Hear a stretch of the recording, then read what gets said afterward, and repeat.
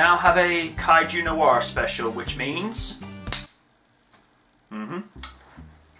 Question 1. Because every studio is jumping on the cinematic universe bandwagon, a little trend I'd like to see a little less of, do you think this will help or hinder individual filmmakers' creativity, since their franchise movies now have to be part of larger series, and this needs to fit into the particular style and continuity, and does need to fit in...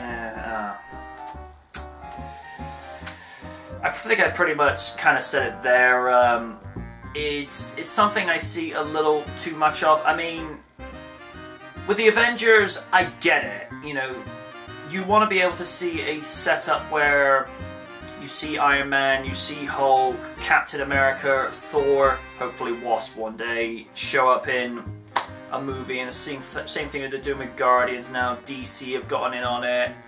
Now they want a Transformers cinematic universe, or a cinematic universe with Ghostbusters and Men in Black, and I'm like, why? You know, why not just have a standalone movie?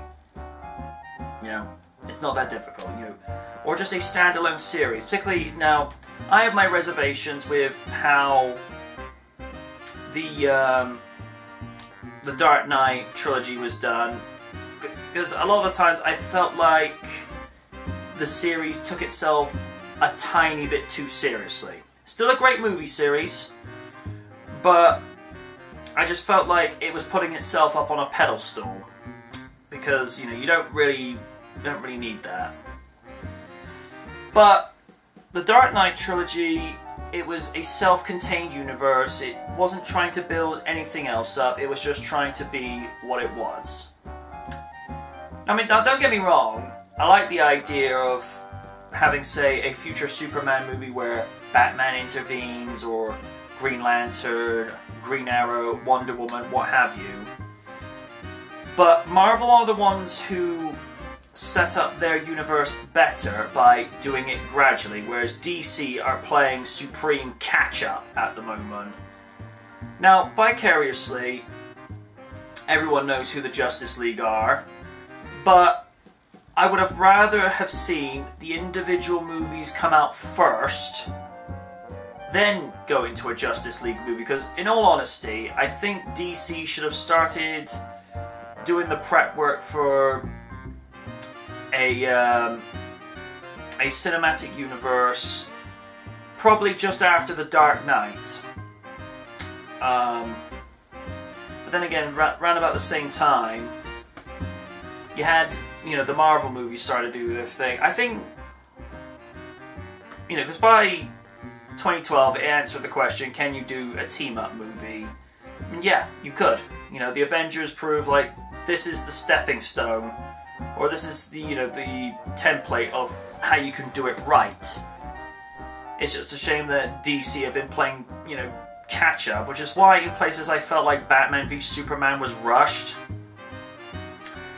But to answer your question, long story short, I feel like it's a format that's being used too often.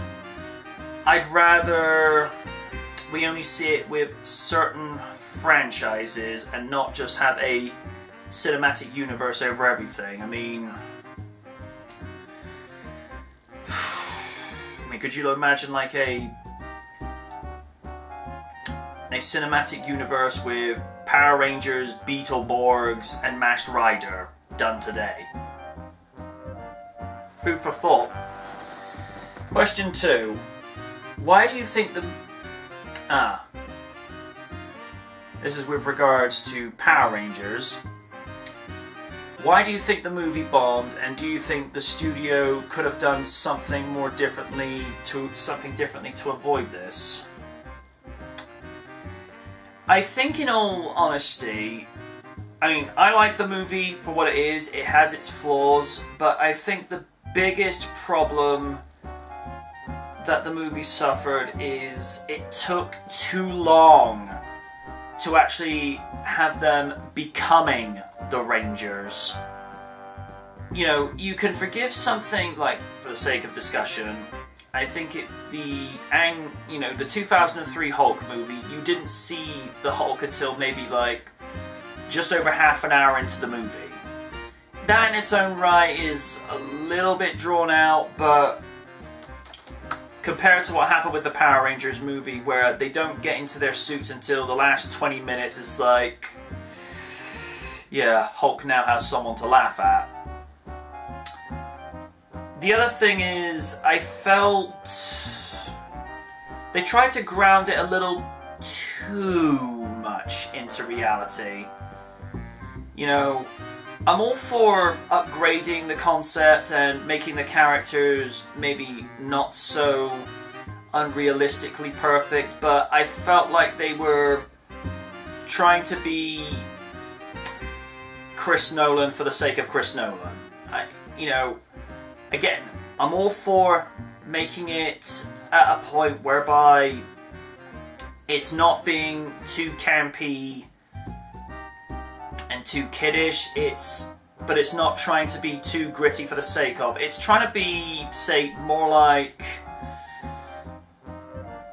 Spider-Man or Iron Man. You know, there are high stakes to it, but there are moments where it's like, hey, come on, let's lighten this up a little. So, yeah, I think they could have done a better job with the execution of actually at what point to bring, you know, actually have the reveal of them as Power Rangers, because, I mean, I like the idea of them earning their armor. You know, I think it's a different take for the 21st century, but I think by something like the 70th or 75th minute, it's like, come on, they've earned this by now. It's like, you know, let's not draw this out any further, so yeah. That'd be my main criticism. It's like, it was trying to be too grounded and it took too long for the reveal. Question 3. If by some chance a sequel gets made anyways, how soon would you like to see them change the costumes in Zord as in Power Rangers tradition? Well, see, here's the thing. They only had to change Zords and suits every so often because of the stock footage they were dealing with from Super Sentai whenever it would change over once a season. I would say if they had to, you know, do the tradition of the change, do it like once every 2 movies, but make it an event. Make it something that there's a reason why they've had to change it. Because the Dinozords were my favourite Zords, you know, of the, you know, of where Power Rangers is up to. I mean, I tapped out after Space because at that stage I'm like, you know what, Space felt like the right way to end the franchise because we all thought it was going to end. I mean, just look at Turbo, man. Oof. But I don't know. I'd like to see the sequel brought in just so we could see what Dragon Zord, you know, a 21st century take on Dragon Zord would look like. I'd like to see maybe them keep the, you know, the Mighty Morphin template and then possibly move on to Zeo. Either halfway through the 4th movie, provided it gets that far, or just at the start of the 4th movie. Because there is a lot of potential you can do with this franchise, but they need to write it better for next time. You know, we've seen them as Rangers now.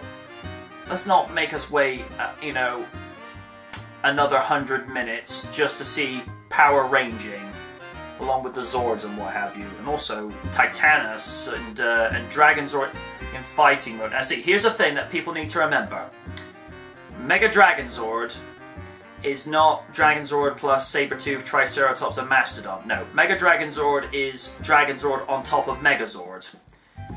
The form that people think of with regards to what they think is Mega Dragon Zord is actually Dragon Zord in fighting mode, which is obviously, as just mentioned, the Mastodon, Sabretooth, Triceratops, with Dragon Zord being the key centerpiece.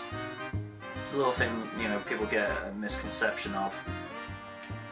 So I'd like to see, like I say, Dragon Zord in fighting mode in a 21st century look. I'd like to see Mega Dragon Zords look for that, and I'd also like to see how Titanus would look with a very 21st century take, because, you know, every once in a while you got to use the Ultra Zord. It's just a done deal, you know, just got to do it. But yeah, that's what I'd probably do to make the sequel a little better, and a little bit more smooth, fluid pacing. Hope that answers your questions. Well, that's the end of another episode. You know how the shtick works. Leave a question on any of my social media channels, or here on YouTube, VidMe, or on Dynamic Night, with the hashtag AskTheKnight. But from this Kaiju Noir special, ask again.